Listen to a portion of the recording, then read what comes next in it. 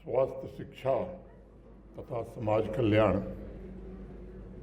की माननीय मंत्री Sushri Sakina Ittoo ji, Indian Institute of Management के director professor Sahay, member secretary Indira Gandhi National Centre for Arts doctor Sachchidanand Joshi ji, हमारे principal secretary school education and culture Shri Suresh Gupta ji, Shri Parikshit Manhas ji, Shri Mata Vaishno देवी विश्वविद्यालय के कुलपति प्रोफेसर प्रगति कुमार जी, उच्च शिक्षा की सचिव डॉक्टर रश्मि सिंह जी, जम्मू के संभागीय आयुक्त श्री रमेश कुमार जी, अतिरिक्त पुलिस महानिदेशक श्री आनंद जी, जम्मू कश्मीर प्रशासन के मैं नाम लूँगा तो समय लगेगा, हमारे अनेक वरिष्ठ अधिकारी,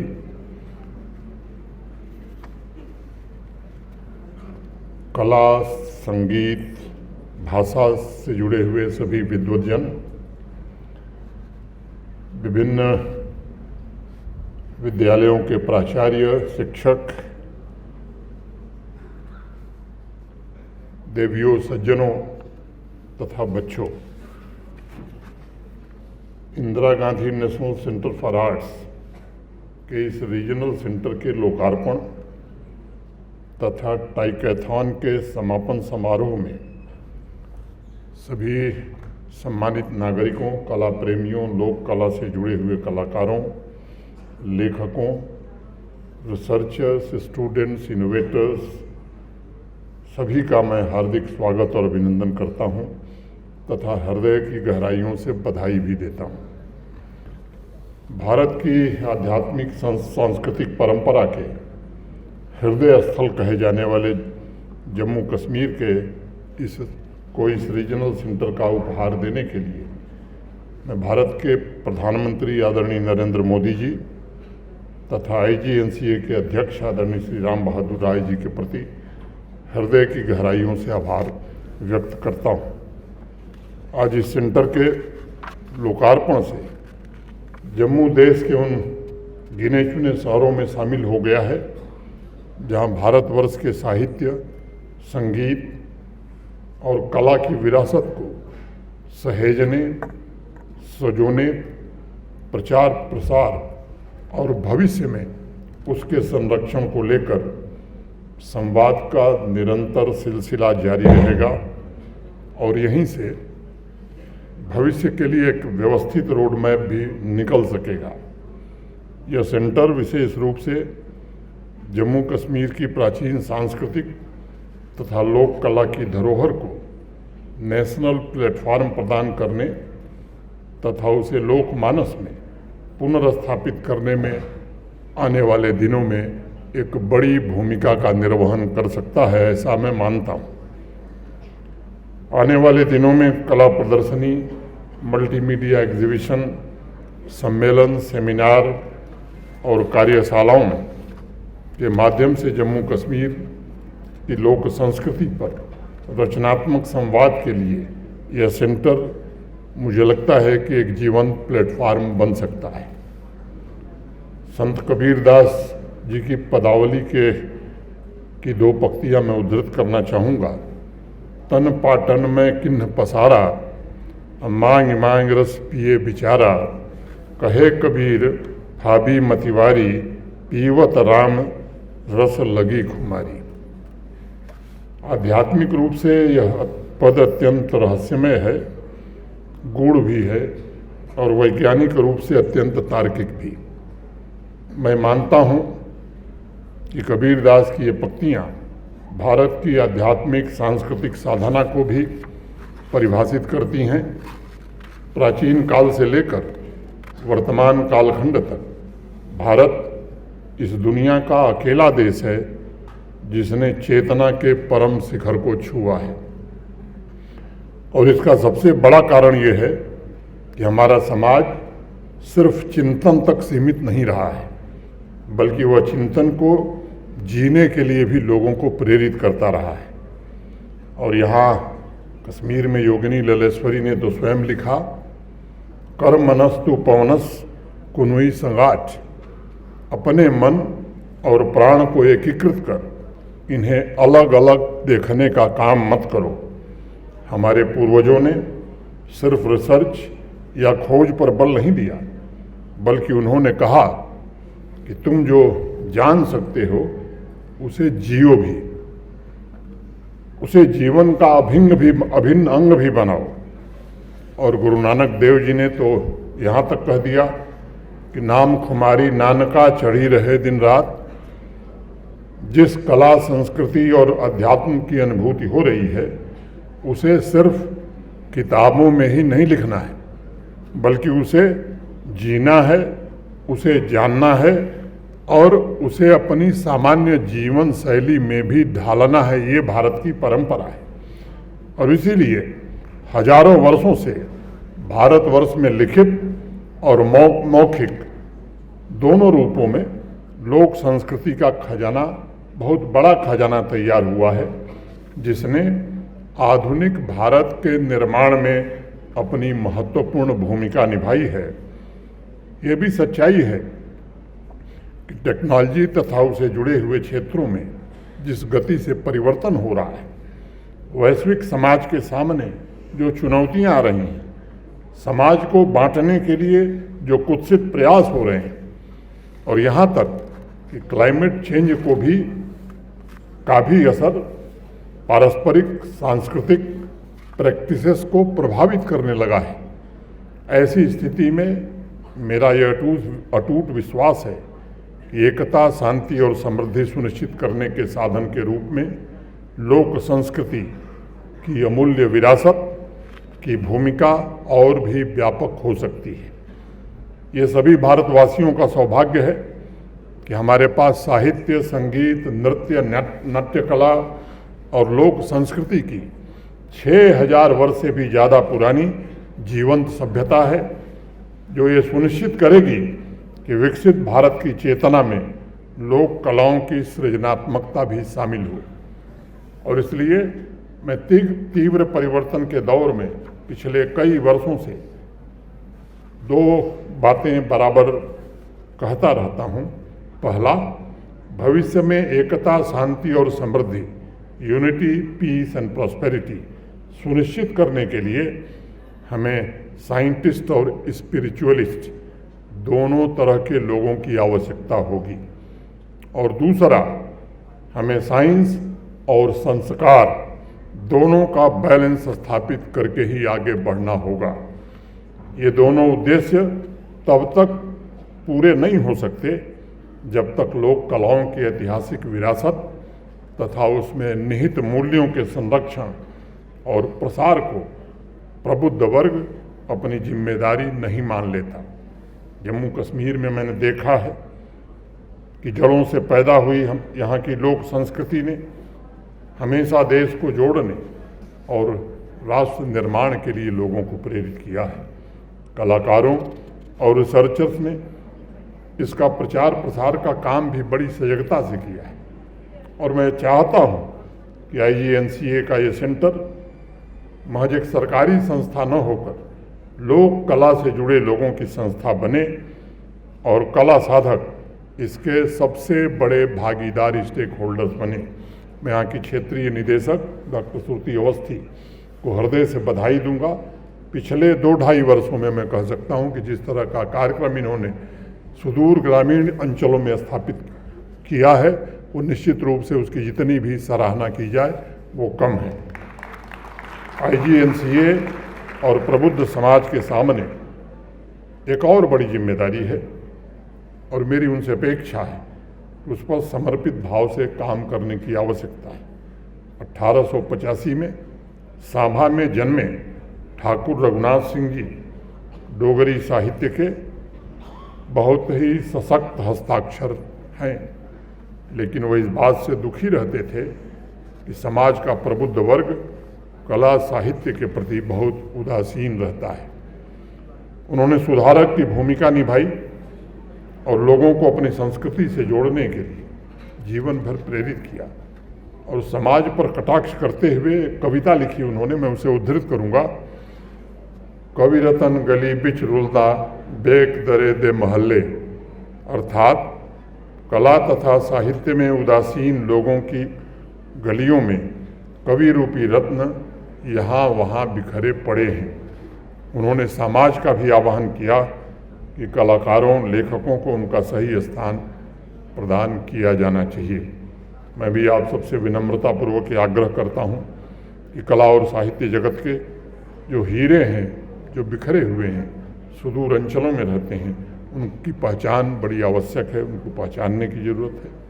उन्हें उचित प्लेटफार्म प्रदान करने के लिए प्रशासन ने काफ़ी कुछ किया है, लेकिन पर्याप्त नहीं है, मैं जानता हूँ। उनको उचित प्लेटफार्म मिले, इसकी व्यवस्था करने में हम सब लोगों को मिलजुल करके काम करना होगा। उनकी भागीदारी से दुनिया की सबसे प्राचीन भारतीय संस्कृति को नई जीवंतता मिल सकती है। आप इस तथ्य से अवश्य वाकिफ होंगे कि विश्व के लगभग सभी विद्वान इस बात पर एकमत हैं कि ऋग्वेद दुनिया का सबसे प्राचीनतम ग्रंथ है। अब इस दुनिया में इस पर कोई विवाद नहीं है। यानी रचना के कालखंड के संबंध में कुछ वर्ष ऊपर नीचे हो सकते हैं, लेकिन पश्चिम के भी सारे विद्वान, जैकोबी, वेंटरनीज, मैक्स मुलर से लेकर डॉक्टर अविनाश चंद्र दत्त, पंडित राम गोविंद द्विवेदी और आधुनिक इतिहासकारों, सबका मानना है कि ऋग्वेद की रचना के आसपास दुनिया में कोई अन्य सभ्यता विकसित नहीं हुई थी। उसी ऋग्वेद का एक श्लोक है, ऋतस्य पद्मम कवयो निपांति, अर्थात विद्वान लोग सत्य और धर्म की रक्षा करते हैं। और दूसरा उसके आगे का श्लोक कहता है, चिंतयंतो निमिषम निर्मण पांति, विद्वान और चिंतक ज्ञान संपत्ति की सतत रक्षा करते रहते हैं। ये सिर्फ दो श्लोक इस बात के उदाहरण हैं कि शिक्षा, संस्कार, साइंस, जीवन मूल्य के खजाने से ऋग्वेद, तीनों अन्य वेद, उपनिषद और हमारे तमाम ग्रंथ भरे पड़े हैं। कोई दूसरा देश चेतना के शिखर की कल्पना भी नहीं कर सकता। मुझे कई बार कष्ट होता है, मैं देखता हूँ कि देश की एक बड़ी आबादी है जिसे पता ही नहीं है कि उसके पास संस्कृति और अध्यात्म, कला, विज्ञान के कैसे कैसे हीरे मोती यहाँ भरे पड़े थे और आज भी भरे पड़े। पश्चिम का कोई और देश होता तो शायद अब तक जितनी भी ज्ञात भाषाएं दुनिया में हैं, उनमें इन ग्रंथों का अनुवाद कर दिया होता और दुनिया के कोने कोने में सरल और सहज ट्रांसलेशन के साथ दुनिया भर के लोगों को पढ़ने का अवसर मिल गया होता। हमारे यहाँ कहा जाता है कि यह अतीत है, हमारा इतिहास है, इसलिए हमें इसे छोड़कर भविष्य की ओर देखना चाहिए। मैं मानता हूँ कि ये सबसे बड़ी गलती होगी। साइंस कहता है कि जिस पेड़ की जड़ें जितनी गहरी होंगी, वह पेड़ उतना ही आसमान में ऊपर उठेगा। और इसलिए जो समाज अपनी जड़ों से जुड़ा रहेगा, वही तरक्की के उच्च शिखर पर पहुंच सकेगा। हमें अतीत में जीना नहीं है, बल्कि उससे प्रेरणा लेकर स्वर्णिम भविष्य का निर्माण करना है। मेरा आग्रह है कि प्रबुद्ध वर्ग लोक कला की परंपरा, वेदों का ज्ञान, कौटिल्य, चरक, सुश्रुत, आर्यभट्ट, वराह मिहिर, ब्रह्मगुप्त, भास्कराचार्य जैसे महान लेखकों, विचारकों, संतों और वैज्ञानिकों के दर्शनों को अधिक से अधिक लोगों तक पहुंचाने के माध्यम बने। मैं इसे कोई सरकारी काम भी नहीं मानता हूं, बल्कि इसे सामूहिक दायित्व की तरह हम सबको देखना चाहिए। हमें प्रयास करना चाहिए कि शहरों और गांवों में लोक कलाओं से जो जुड़े हुए लोग हैं, यहाँ के आध्यात्म और संस्कृति पर रिसर्च करने वाले भी बहुत सारे लोग हैं, अधिक से अधिक संख्या में वो इससे जुड़ें। भारतीय संस्कृति की कलात्मक क्षमता और संपूर्ण समाज के सामने उसे कैसे लाया जा सकता है। और एक दूसरा निवेदन मैं करूँगा कि नई पीढ़ी में भी कलात्मक मानसिकता, आर्टिस्टिक माइंडसेट विकसित करने के क्या क्या प्रयास किए जा सकते हैं। मुझे विश्वास है इससे युवाओं की रचनात्मक क्षमता का लाभ समाज के अन्य क्षेत्रों को भी मिलेगा। तीसरा आग्रह मेरा होगा कि डोगरी साहित्य, लोक संगीत, नाट्य विद्या पहाड़ी कला पर केंद्रित लेख, मोनोग्राफ, किताबें, ये अधिक से अधिक घरों के हिस्सा कैसे बन सकते हैं, इसमें हम क्या कर सकते हैं, ये हमारी संस्कृति का जीवंत तत्व है। और मैं इसे सिर्फ लाइब्रेरी और म्यूजियम में नहीं देखना चाहता। मेरी अपेक्षा है कि योगिनी लल्लेश्वरी हों, नंद ऋषि हों, शाह हमदान हों, हब्बा खातून हों, परमानंद हों, दत्तू ठाकुर रघुनाथ सिंह जी हों, गंगाराम पंडित, हरिदत्त, पद्मा सचदेव, ऐसे अनेक महान चिंतकों, लेखकों की रचनाओं का भी प्रचार प्रसार करने में हमारा योगदान क्या होगा, और इस पर अधिक से अधिक शोध जम्मू कश्मीर के विश्वविद्यालयों में, उच्च शिक्षण संस्थाओं में हो, इसके लिए हम लोगों को कैसे प्रेरित करेंगे।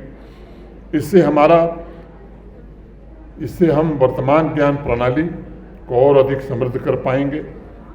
मैं मानता हूं कि हमारी लोक परंपरा उन मूल्यों और आदर्शों का स्रोत भी रही है जिन्होंने सदियों से भारत की श्रेष्ठता को कायम रखा है। हमारी महान सभ्यता एक ऐसी संस्कृति का प्रतिनिधित्व करती है जो कभी संकीर्ण नहीं रही बल्कि सर्वग्राही रही है। हमारी संस्कृति का गहन संदेश वसुधैव कुटुंबकम की ही अवधारणा रही है, जिसका आज भी विश्व के लिए सबसे ज़्यादा महत्व है। बुद्धिजीवियों को इन मूल्यों का प्रचार प्रसार करने, हमारी समृद्ध कलात्मक विरासत को बढ़ावा देने तथा वैदिक अध्ययन की मौखिक परंपरा को संरक्षित और प्रचारित करने के लिए IGNCA के साथ मिलकर अब आने वाले दिनों में काम करने की ज़रूरत है। बच्चों और युवाओं को इस अभियान का भागीदार हम कैसे बना सकें, हमें जम्मू कश्मीर के दूर दराज इलाकों में भी प्राचीन भारतीय सभ्यता की विरासत का एक एकीकृत वातावरण बनाने की ज़रूरत है। युवा पीढ़ी को जागरूक और प्रेरित करने की आवश्यकता है ताकि उन्हें उस समृद्ध विरासत का उत्तराधिकारी होने पर गर्व महसूस हो। मुझे भी विश्वास है कि जम्मू में IGNCA का सेंटर लोक परंपराओं के प्रचार, विकास और संवर्धन के लिए सरकार के प्रयासों को और मजबूत करेगा। आज इस अवसर पर मैं कुछ लोगों द्वारा किए गए प्रयास जो पिछले दिनों में रहे हैं उनकी विशेष रूप से सराहना करना चाहता हूं। नाम लेना मेरे लिए उचित नहीं है। मित्रों, अब अंत में 2-3 मिनट में अपनी बात खत्म करूंगा। एजुकेशन, खासतौर से हायर एजुकेशन के क्षेत्र में भारत के आदरणीय प्रधानमंत्री जी के कारण जिस तरह के राष्ट्रीय महत्व के संस्थान जम्मू कश्मीर को मिले हैं, चाहे वो इंडियन इंस्टीट्यूट ऑफ मैनेजमेंट हो, इंडियन इंस्टीट्यूट ऑफ टेक्नोलॉजी हो, national institute of fashion technology हो, 2 एम्स हो, 2 सेंट्रल यूनिवर्सिटी हो, मैं समझता हूँ कि इसके कारण जम्मू कश्मीर के एजुकेशन सेक्टर में एक बड़ी क्रांति आई है। और पिछले कुछ वर्षों में जम्मू कश्मीर में एक कल्चरल रिवाइवल भी हुआ है। दशकों से स्थानीय संस्कृति को कैसे जगह मिले, इसका प्रयास निरंतर होता रहा है। ये प्रयास आने वाले दिनों में और तेज गति से हो, मुख्य धारा में उसे लाने में काफ़ी हद तक सफलता मिली है। संत शिरोमणि शेखुल आलम, जिन्हें आदर से नंद ऋषि कहा जाता है, उनकी जो परंपरा रही है उससे हम कैसे आगे बढ़ें, ये मुझे लगता है कि शेखुल आलम ने लिखा भी कि लोभ मारून सहजम विचारून द्रोण जानून कल्पन जावम, अर्थात लोभ माया का त्याग करके सहज विचार करना ही सार्थक है। उन्होंने सहज विचार पर बराबर बल दिया और मिस इन्फॉर्मेशन जो लोग फैलाते हैं उनको भी एक सबक दी कि आदर्श को पहले जीने का प्रयास करिए। मुझे लगता है कि वो सबसे बड़ी बात है। पिछले कुछ वर्षों में अनेक इस तरह के काम किए गए हैं। भूमि को स्पिरिचुअल टूरिज्म से कैसे जम्मू कश्मीर को जोड़ा जाए, इसका प्रयत्न और तेज गति से हमें करना होगा। जिन ऐतिहासिक सूफी श्राइन और मंदिरों को नेगलेक्ट किया गया था, अभी सुरेश गुप्ता जी ने उसके बारे में विस्तार से बताया है। उसे प्रिजर्व करने की कोशिश 2022 में शुरू हुई। मैं इस पर ज़्यादा न कहते हुए जम्मू कश्मीर जिस विकास यात्रा पर चल रहा है वो निश्चित रूप से बेहतर हो, और जो लोग मिस इन्फॉर्मेशन फैला करके अपने कुत्सित प्रयास करते हैं, मुझे लगता है उनसे भी मेरा आग्रह होगा कि इन सब बातों से अलग होकर के थोड़ा पॉजिटिव थिंकिंग की ओर सोचने की ज़रूरत है। जम्मू कश्मीर की संस्कृति के संरक्षण और प्रमोशन में प्रशासन भी सहयोग करे और यहाँ के सभी लोग सहयोग करें। मुझे प्रसन्नता है कि 3 कैटेगरीज में टाइकेथॉन का आयोजन किया गया। इसमें प्राइमरी स्कूल से लेकर सीनियर सेकेंडरी स्कूल के 1 लाख से अधिक बच्चों ने भाग लिया। 90 बच्चे ग्रैंड फिनाले तक पहुँचे थे। आदरणीय प्रधानमंत्री श्री नरेंद्र मोदी जी ने देश के विभिन्न सेक्टर्स को आत्मनिर्भर बनाने के लिए पिछले 10-11 वर्षों में मिशन मोड में काम किया है। उसमें टॉय मैन्युफैक्चरिंग भी शामिल है। मुझे स्मरण है कि अगस्त 2020 में माननीय प्रधानमंत्री जी ने भारत को ग्लोबल टॉय मैन्युफैक्चरिंग हब बनाने का एक संकल्प देश के सामने रखा था। उस समय 80% से ज़्यादा जो टॉय हैं, खिलौने हैं, वो विदेश से इंपोर्ट किए जाते थे। भारत का कुल टॉय मार्केट माने खिलौनों का जो बाजार है, उसमें भारत का योगदान नगण्य था, न के बराबर था। 4 वर्षों के प्रयास से मैं समझता हूँ कि आज भारत टॉय मैन्युफैक्चरिंग सेक्टर में ऐतिहासिक रूप से आगे बढ़ रहा है। टॉय का इंपोर्ट 52% पिछले 4 वर्षों में घट गया है और हमारा एक्सपोर्ट 4 वर्षों में 239% बढ़ा है। इस वर्ष के इकोनॉमिक सर्वे